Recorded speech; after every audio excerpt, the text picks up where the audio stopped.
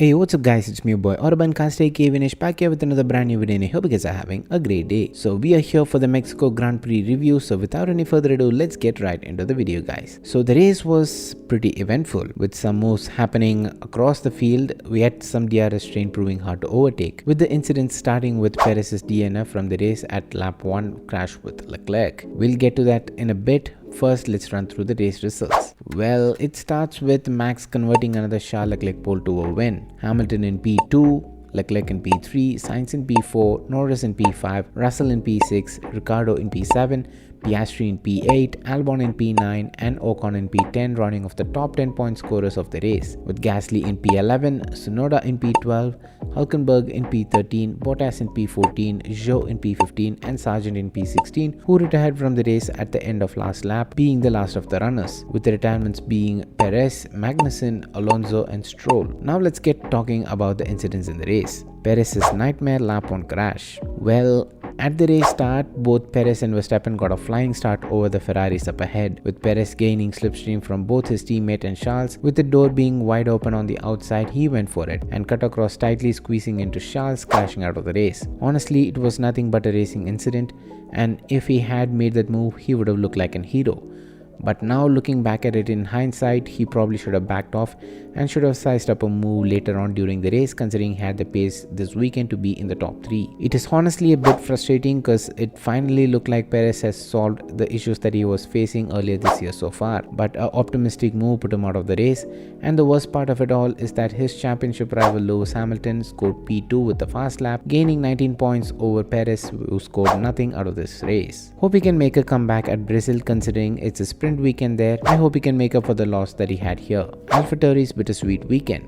AlphaTauri has had one of their best weekends this season so far at Mexico. It seems like finally the Singapore upgrades have improved the pace of their car, with Daniel Ricciardo tasting the sweeter side of the fruit to qualify P4, splitting the Red Bulls and finishing the race in a commendable P7, with almost overtaking Russell, which would have made it P6. Yuki on the other hand, with starting at the bottom half of the field due to having to take a penalty for taking up power unit parts, he made some good progress, and with the red flag for Magnussen's crash putting him in a prime position to restart the race in P8, he was doing fairly well up until he put up a ambitious move on Oscar Piastri, spinning out in turn 1, losing places to finally finish the race in P12. A massive missed opportunity from Yuki Tsunoda. Lando Norris's amazing recovery.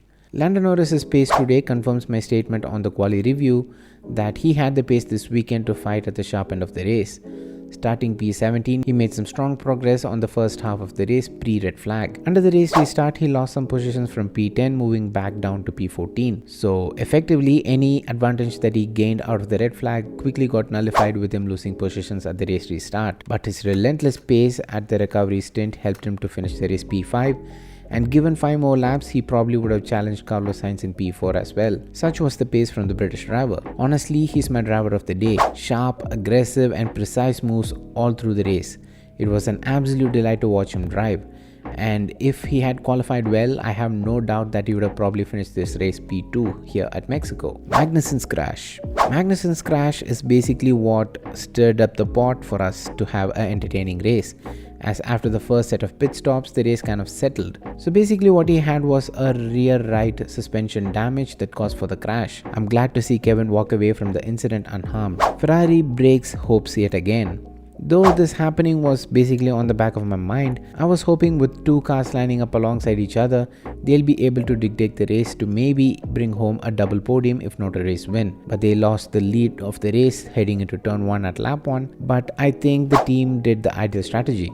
I don't think they could have done anything more than that here at Mexico.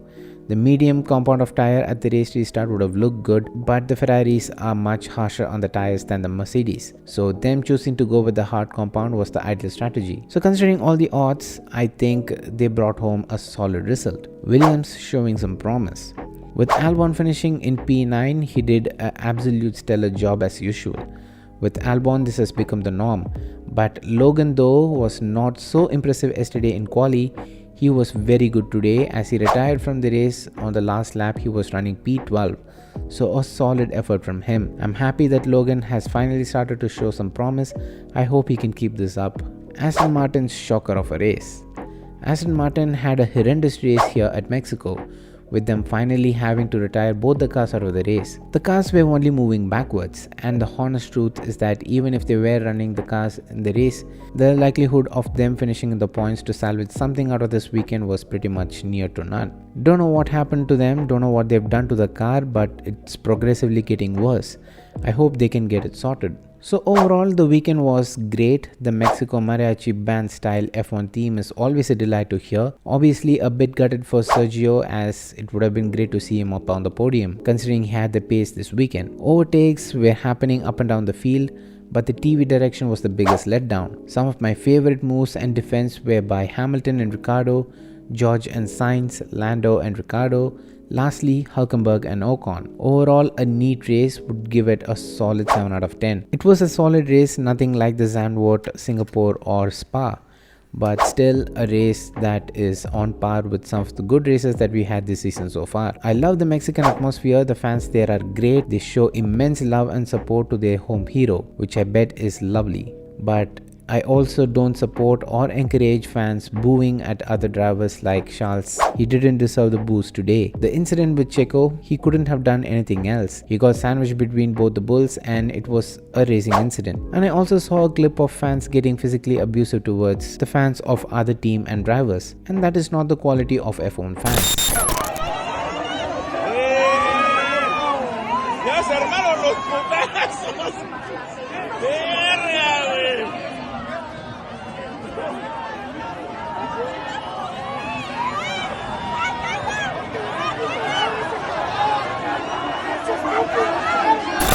At the end of the day, supporting and constructively critiquing drivers and teams is the healthy way to go about it. And honestly, when I watched the clip, the only question that came to my mind was, where were the securities? It was absolutely shocking to witness that, and I also plan on making a separate video to further share my thoughts and views on the situation, so stay tuned for that. So that would be my review on the race at Mexico, guys. I hope you all enjoyed. If you did, make sure to hit that thumbs up button and don't forget to subscribe to the channel if you haven't already. Also hit that bell icon and turn on all notifications so you get notified whenever I upload a brand new video. It's me, your boy Urban Caste Vinesh, and I'm out. Love you guys, stay safe, peace.